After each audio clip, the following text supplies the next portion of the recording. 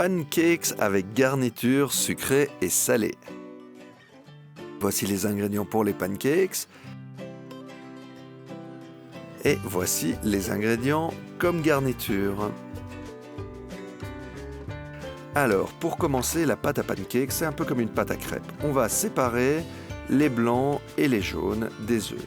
C'est très important de faire très attention. On casse la coquille en deux et on passe le jaune d'une coquille à l'autre pour être sûr de n'avoir que le jaune. C'est surtout important de ne pas avoir de jaune dans le blanc. On va battre les blancs en neige. Si on avait du jaune dedans, ça empêcherait vraiment les blancs de monter. Donc il faut faire vraiment attention. On bat bien. On peut mettre une pincée de sel avant dans le blanc d'œuf. Ça permet toujours de mieux faire tenir l'œuf. Voilà, avec les jaunes qui sont dans un bol, on va incorporer maintenant du lait battu. Pour 6 jaunes, on a 250 ml de lait battu. À l'aide d'un fouet, on bat les jaunes et on incorpore doucement notre lait battu.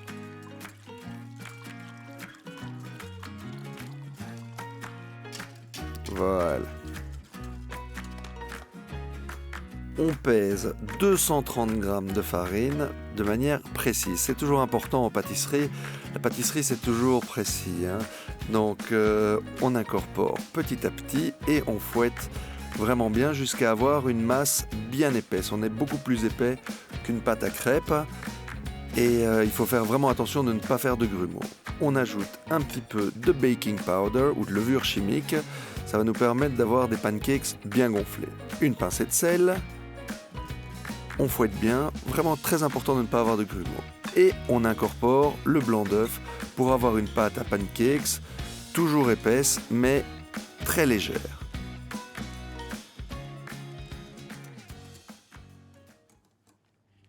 On prend une noisette de beurre qu'on vient déposer dans un bon poêlon en fonte et on vient y déposer une louche de pâte à pancakes.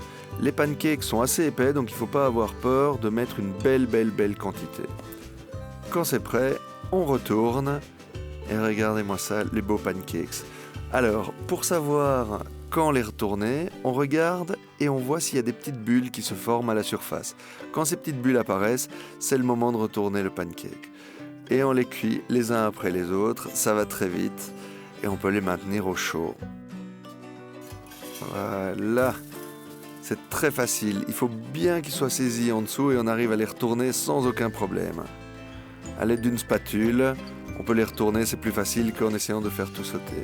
Comme garniture, on peut mettre différents sucres, différentes confitures, c'est des classiques, c'est les pancakes sucrés, mais il ne faut pas avoir peur et aussi associer ces pancakes avec des légumes, pourquoi pas, ou des filets d'espreau, c'est délicieux. Voilà, ces bons pancakes avec des garnitures sucrées et salées.